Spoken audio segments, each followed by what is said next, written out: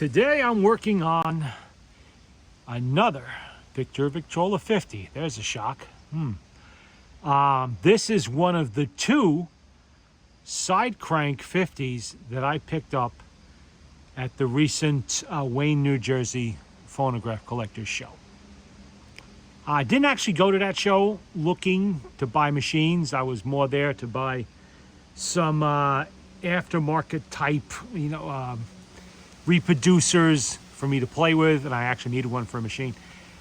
Needles maybe, or reproducer parts, that sort of stuff. Parts really, not machines. I got a lot of machines, lots and lots of machines. I can always get more, and I know that I'm likely to get a better deal at the flea market than I will at a collector's show where everybody knows what stuff is worth, for the most part. But I spotted these two machines. Well, the other one's not here, but the other one's mahogany. This one is oak. The other one needs a little more work than this because it's missing its latch, but I have a latch for it, so that's not a big deal. Other than that, needs everything this one needed today. What did I do to this? Let's see. Full motor service. Cotton cleanser on the cabinet. Then some wood feeder. Didn't really need a whole lot of either because, it was dusty, but not horrible. The nickel plating's in very good shape on this. This is 1924, by the way. And being 1924, it has the side crank, it has the little clip up there, that is that, and the tall spindle here that is designed to store 6 records as you're walking around. As if, the 22 pounds I think these things weigh isn't enough. So you got to add 6 more records under there to get that weight up a little bit, make it more comfortable to lug around. I guess that's why so many of these machines did end up as house phonographs and not, or house Victrolas, not in picnic Victrolas as was the intended use of them. Obviously, that's not the reproducer that belongs on there. They did not come with gold-plated number 2s. That's just one of my spares. I have to rebuild the reproducer for this yet. Didn't get around to it. These later ones have the needle box over here for your needles. Store some needles you're walking around. This has how many different revisions of motor do these have? The original, then there was one that came after it, only slightly altered, and then there was this one, the side crank. This particular one is unique to this machine only.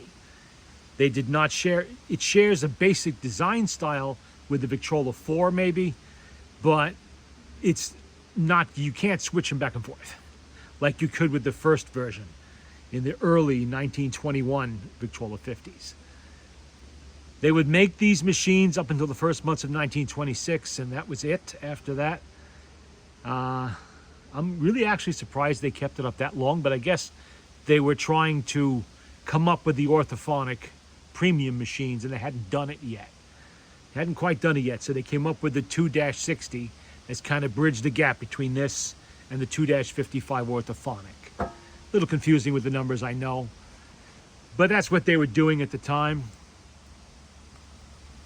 Now, some years back, I had a really nice Oak 50 side crank. Not my original one, that's an early 21. I'm not ever selling that one, but I was convinced to sell it finally. Somebody was after me for a while to sell it. They really wanted it. So I just find, you know what? I will get another one at some future point, as good or better, whatever. If he wants it that bad, I will sell it to him. It's going to be for the not for sale price. I think you understand what that means. When you want to buy something from someone they don't want to sell, it's on you. Then it's on you to throw the numbers out there because you're going to have to meet that not for sale price because they're not done playing with it. And I was not done playing with my side crank Oak Victrola 50. Well, I did sell it. Well, at the show, as I'm, ambling around, not finding things I'm actually looking, I did find some of the things I was looking for, not everything, but I spotted a 50. And I thought, I actually went around a couple times before I stopped and looked at it because I expected it to be priced, As I walked in, I did see one there, really nice mahogany, and another late one like this, I think it was $395, but it was really clean. Obviously had full service, everything was done to it. And there was, I'm sure, some wiggle room in the price there. But that's not what I was looking for. I can do that myself. You know, when it comes to the 50, I have a lot of them. I don't need to seek them out really, and I definitely do not need to pay full retail. So I just ignored that, figured everything else there was the same way. And it wasn't what I was looking for. But finally, when I realized that there was the parts I was hoping were there were not there, I started taking some time to look at everything else that was there. And there was, this machine's the one I saw first, perched at the end of a table from a gentleman who was mostly selling records. At least I think I think mostly he had a lot of records. Anyway, the price was very reasonable. So reasonable that I had to violate my moratorium against buying more machines and grab it immediately. Especially since I could see through the dust and the grime and the funny noises coming out of the spring that it was actually a pretty nice machine. And that spring gave new definition to the word dry. I mean, there was just powder inside that barrel. But the motor, the whole machine really doesn't show signs of extensive use. There is zero wear on the gears in the motor. Zero. Not even a little bit.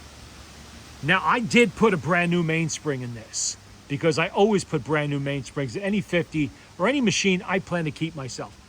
You know, if I'm doing it for somebody else, I give them the option. If they want to spend the money, or if the machine needs it, I'll tell them.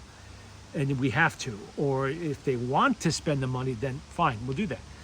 Otherwise, I'll leave the spring alone. No reason to mess with it. The spring was actually pretty good in this machine. I would give it 85 to 88% of its original strength remaining. So that's pretty good considering it's 100 years old, 101 years old, presumably. Can't really tell for sure, but I'm pretty sure it is. But I did put a new mainspring in there, so now I never have to worry about that again. But I don't throw these springs out. If I don't, a good spring like this, I'm going to use it somewhere. I will keep that. I will use it in another project that maybe has a worse spring in it. I'll put that in its place, whatever. It'll get used. I did that, but the motor has really no wear in it. It's beautiful condition. Spotless. Absolutely spotless. It didn't even take me that long to scrub it. The grease had gotten so dry, I think it just powdered away from it. And what little remained came right off in the solvent bath, so that was nothing. You know, it was all of maybe an hour and a half to clean the motor, and that was it. Reassemble it back together with new grease, and away she goes. It took me longer to scrub the cabinet.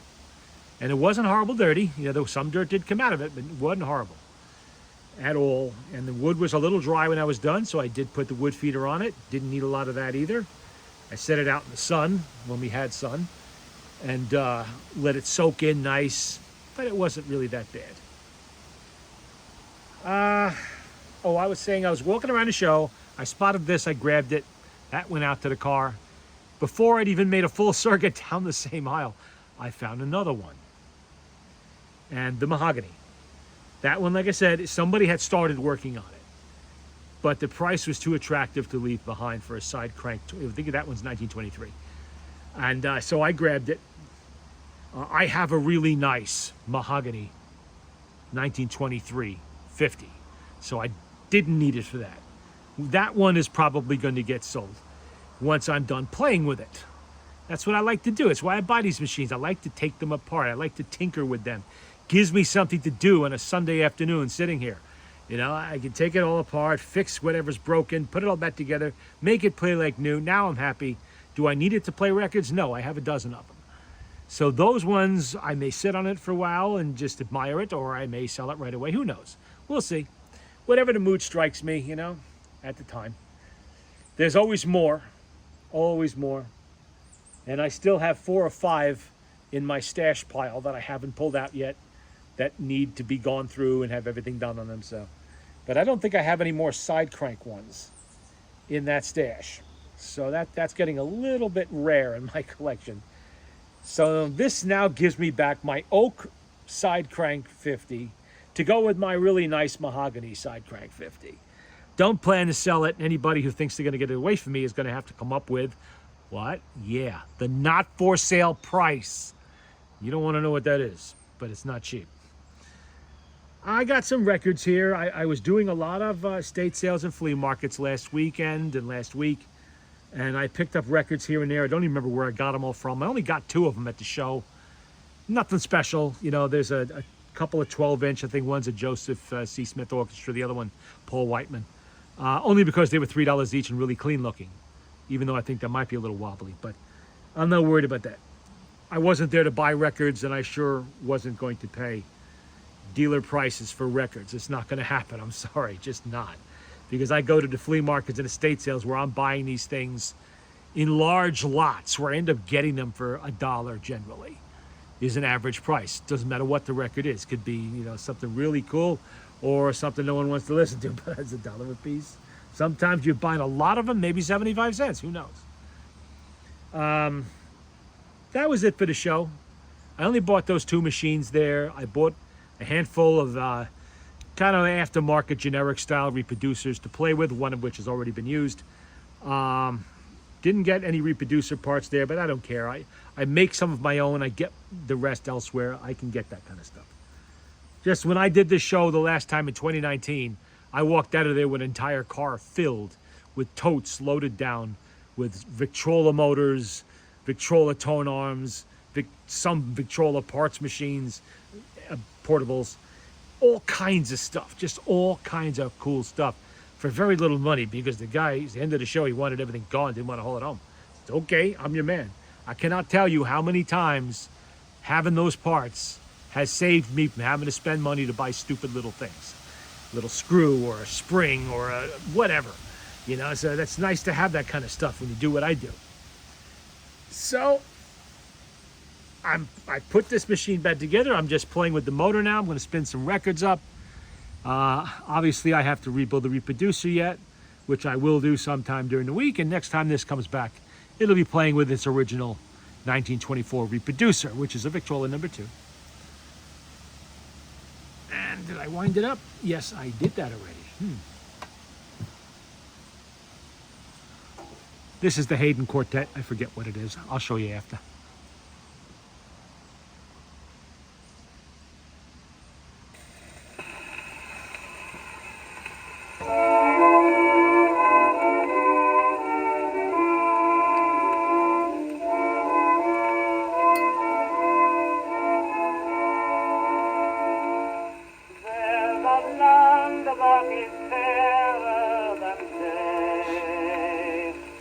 By faith we can see before, for the Father waits over the way, to prepare us a dwelling place there, in the sweet by and by, we shall meet on that beautiful shore.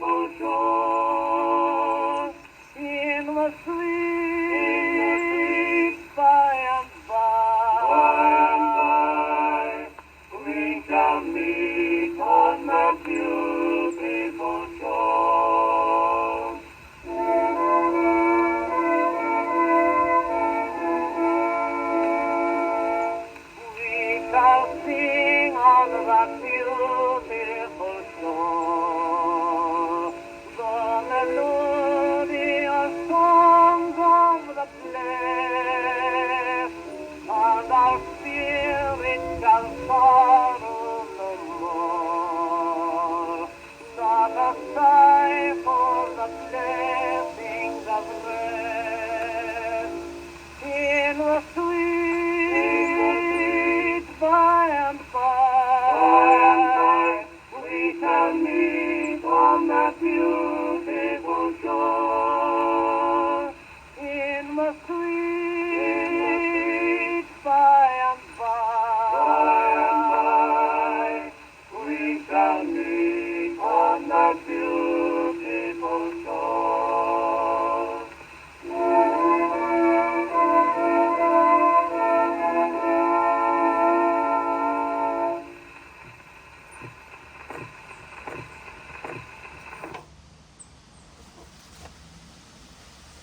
Well, so far so good, right? And you might ask, what is the point of just playing it because you did a cleanup job on it? Well, this is actually the very first time I have played a record on this particular 50. So I've never heard it play before. I wanted to make sure. And now that I did this motor service, I need to make sure the motor is maintaining its speed. Let's see, that was the Hayden Quartet in the Sweet By and By. And we have the 90 and 9 Harry McCluskey. Sorry. I need to make sure it's maintaining its speed, which it definitely seems to be. And then nothing's hanging up, nothing's banging, clanging, whirring, clicking, rattling, or doing anything else I would not approve of. So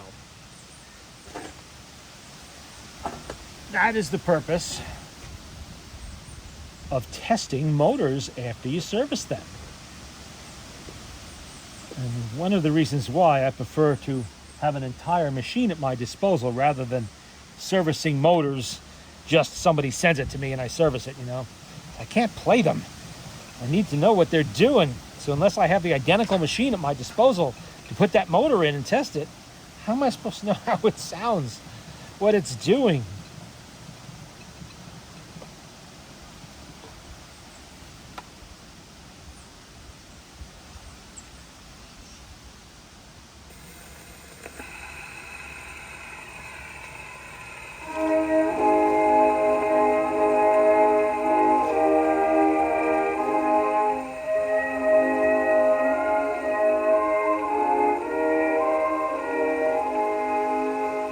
There were 90 and 9 that safely lay in the shelter of the fold, but one was out on the hills away, far off from the gates of gold, away on the mountains wild and bare, away from the tender shepherd's care, away from the tender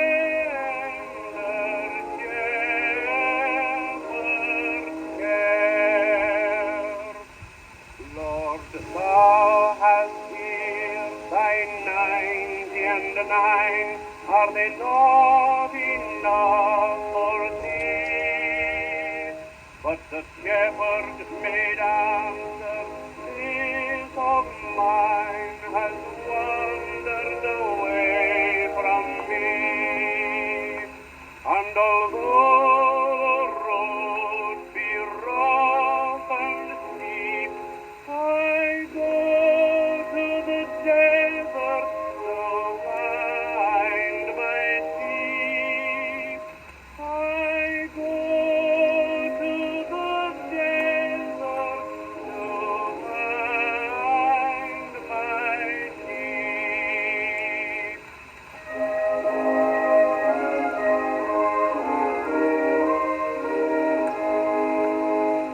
But all through the mountains thundering, and up from the rocky steep, there rose a glad cry to the gate of heaven, rejoice, I have found my sheep. And the angels echoed around the throne, rejoice, for the Lord brings back his own. Rejoice, for the Lord brings back his own.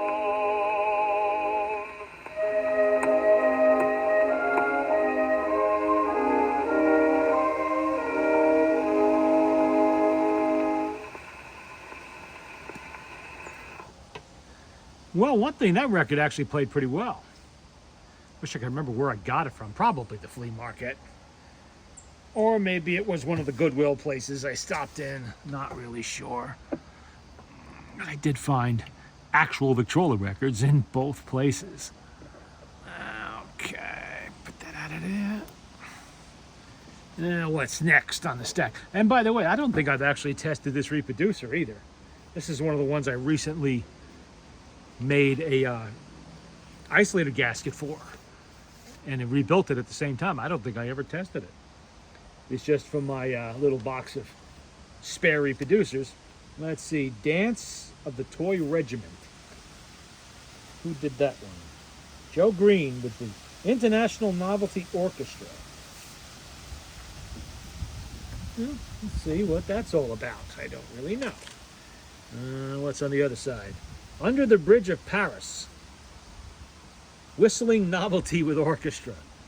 And this is a xylophone solo with orchestra. That should be interesting. A xylophone solo.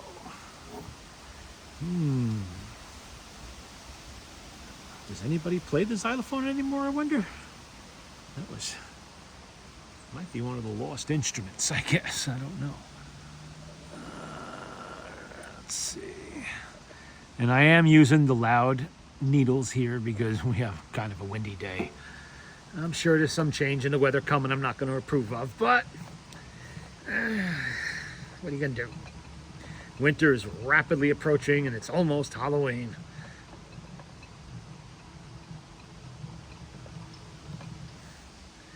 It is a lot easier to crank these ones up with the side, well, that is what the whole purpose of going to a crank on the side was in this machine to start with.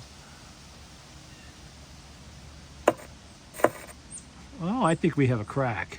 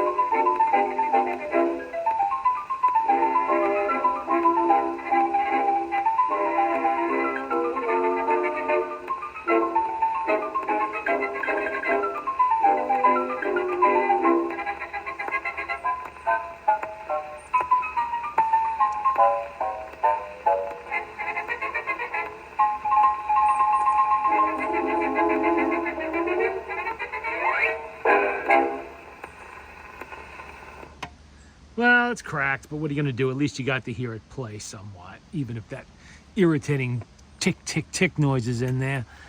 That might be the last time that record's ever played. Because I probably wouldn't have played it if I'd known it was, noticed the crack. I know it's cracked now, but didn't know. See if I can see where it is. Oh, wow. How the heck did I miss that? Yeah, and I see it now. Can you see it? Yeah, that's a shame. Oh, well, you know, what are you going to do? At least it played. So we'll retire that one for the moment. And I will get something else out of the album full of various records I have here. Let's see what's in here. My Belgian Rose. We have that one. Hello Central, Give Me No Man's Land. Edna Brown. Okay. A little bit older than the machine, but that's okay. It's still, you know, a period, sort of.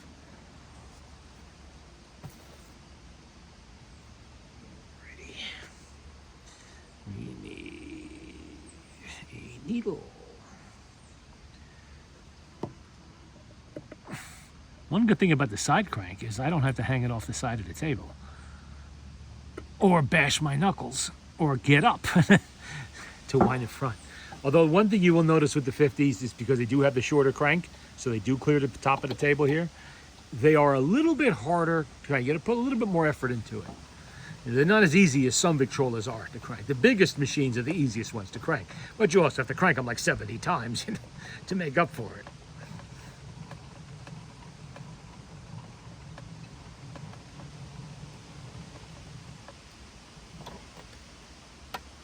Hello Central, okay.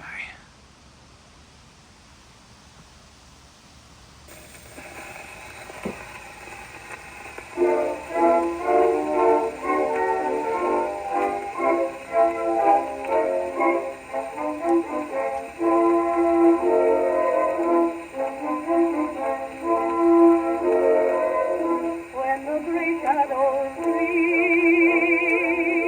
and the world is asleep,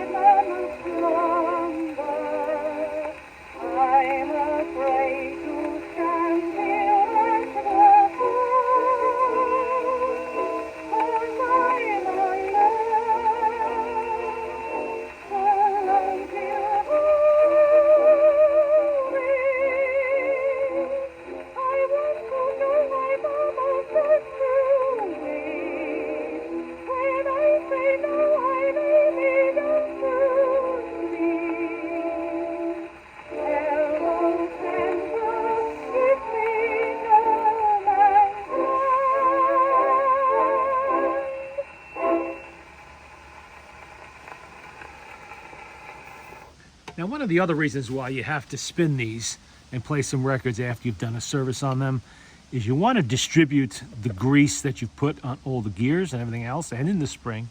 You want to distribute it around in the motor, make sure it is even, you know, everything's covered. And that will do it. See, My Belgian Rose, Elliott Shaw and Charles Hart. That was side B on there. So you want to spin it up a bit. Get that grease moving around in there. And while it's not that cold at the moment, it's probably in the upper 60s still, but it will get cold soon, that's for sure. And then it'll be harder to get the grease to spread out. So this is definitely the time to do it. And also, if anything's gonna go wrong with this mainspring, I want it to happen now, because I just bought this. And I'm gonna have to buy another one for the other machine maybe, but we'll see. See how much it fights me when I take it out of the barrel. Because I have had a few issues with springs lately, and I want to make sure they're good. I don't want to have to call somebody 8 months from now and say, that spring I bought from you back last year, yeah, it's no good. What is wrong with me? Man, they really did not give much of an edge here. You don't see that too often.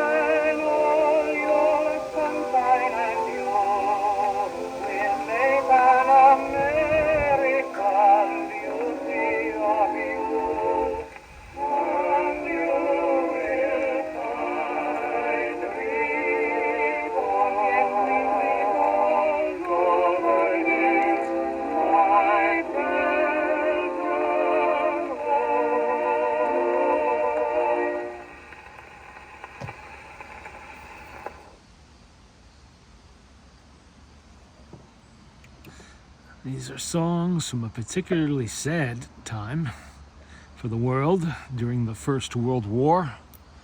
9 million dead in the war itself. And how many died in the pandemic that followed it?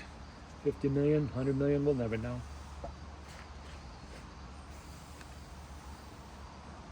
Okay, let's stick that back in the album where it won't get cracked, broken, lost, or otherwise destroyed.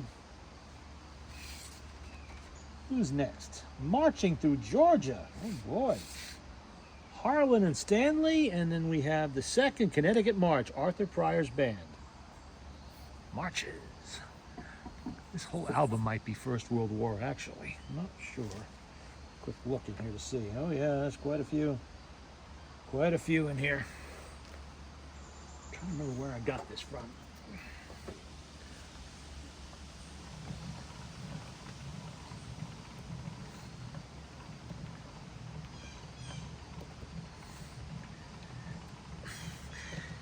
And I'll show you something else interesting in a minute here. I'm done cranking. There are, I don't know if you can see it on the camera, some dark spots here and a few over here. Those are char marks. Those are burn marks, small ones. And not from cigarettes either, I don't believe. It is possible at some time, oh, I already did that. It is possible at some time in its past, this machine might have survived a house fire. Either that or they had it in the parlor a little too close to an open hearth. I don't know, but seems a little odd. It's only on the top, though. Nowhere else on the machine. Well, top if it's sitting on the floor with the handle facing up anyway. But it's not very noticeable, just a few little spots. And it appears to be very old. Very, very old char marks. No smell at all on the machine. And when I cotton cleansered it, it did not come off all dirty and all of that. Just dust. Not soot. This one's got a little bit more of a lead in there.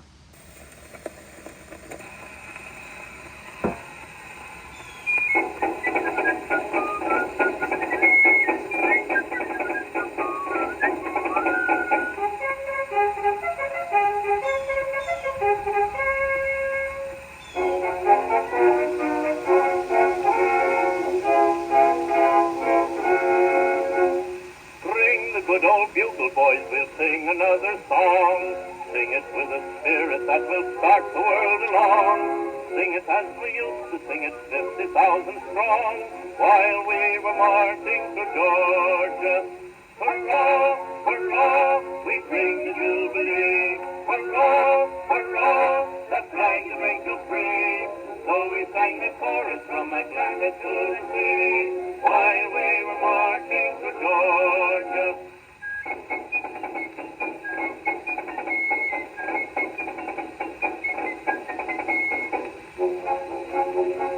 How the darkies shouted when they heard the joyful sound.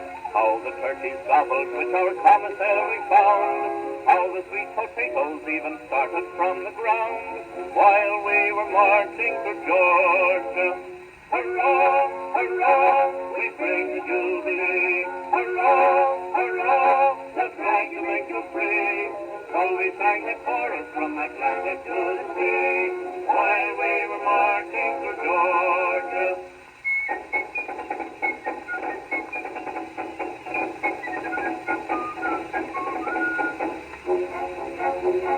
Sherman's dashing Yankee boys will never reach the coast. So the saucy rebels said and won the handsome post. Had they not forgot, alas, to reckon with the host, while we were marching through Georgia.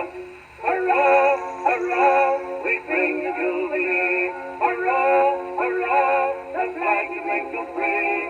So we sang the chorus from Atlantic to the sea, while we were marching through Georgia.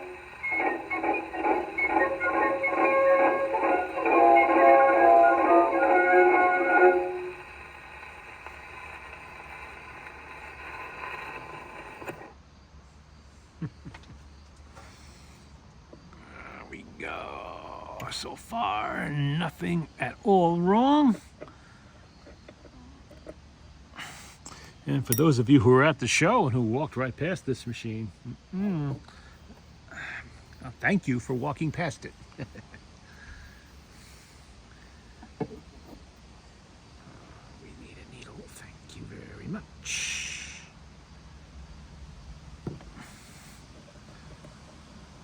gonna spin a few more records, well, one or two maybe, that's about it, because I don't want to be out here in the dark trying to do this, because this time of year it gets dark quick.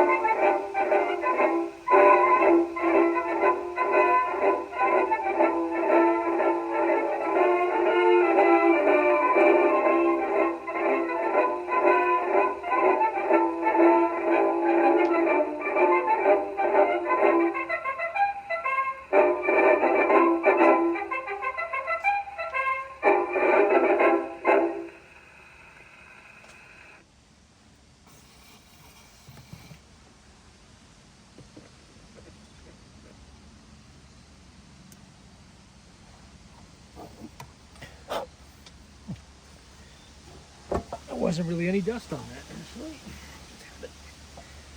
Okay, what else we got in here?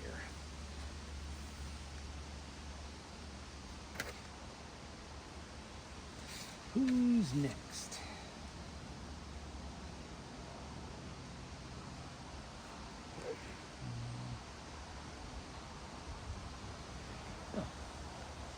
La Sorella March, Sousa's Band, and American Patrol, again Sousa's Band.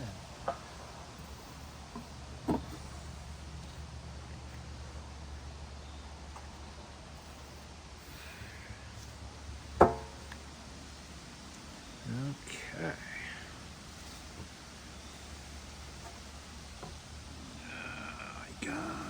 Come on, get on there. And I still have to do some work on that Swiss reproducer. We will be revisiting that before too much longer.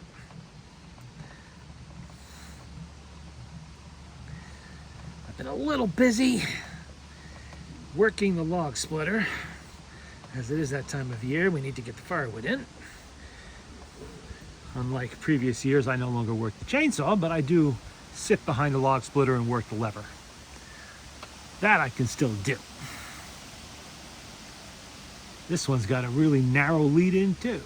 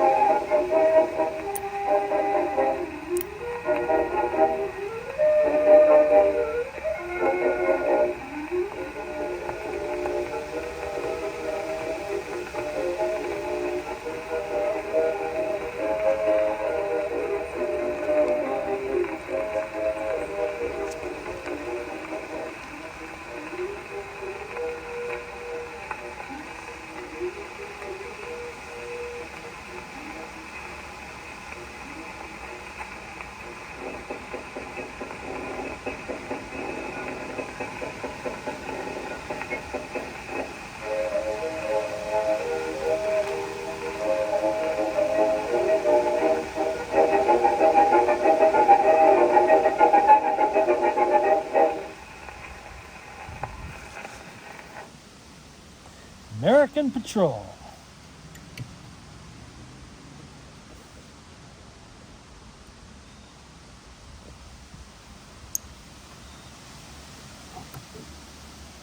And now, La Sorella March.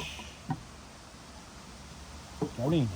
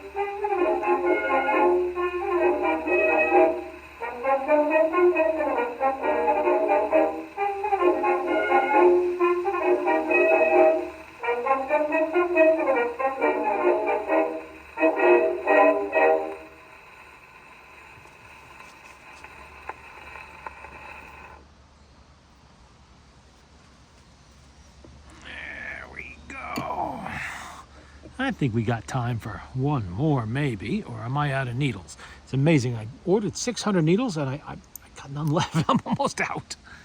I've been playing so many machines lately that I'm going through a lot of needles.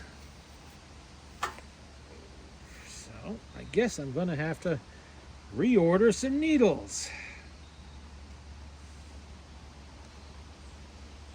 Nothing unusual there. I go through a lot of needles. One of the other things I did find at that show was a little bag of fiber needles. Brand new fiber needles, must be about 40 of them. And then at one of the flea markets, I found exhibition cardboard box, you know, the little blue boxes, the exhibition reproducers. And there were more in there. So that's good. I can use those. Need more needles. Yeah, my little film canister's only got a little bit left. Not that I'm out of needles, I have plenty more elsewhere, but I had a bunch out here that I was using to play these machines and kind of used them up. Because why? Because you change the needle every time you play a record. With a steel needle, that's the rule. Because needles are replaceable. You buy them by the 100 pack. You can buy them by the 1,000 if you want to. Or the 10,000. Oh, I just put that on there, didn't I? Duh. Records, on the other hand, are irreplaceable. They are not making any more. They're not going to make any more that I'm aware of. So take care of your records. Change the needle for each play. Hey, where you going?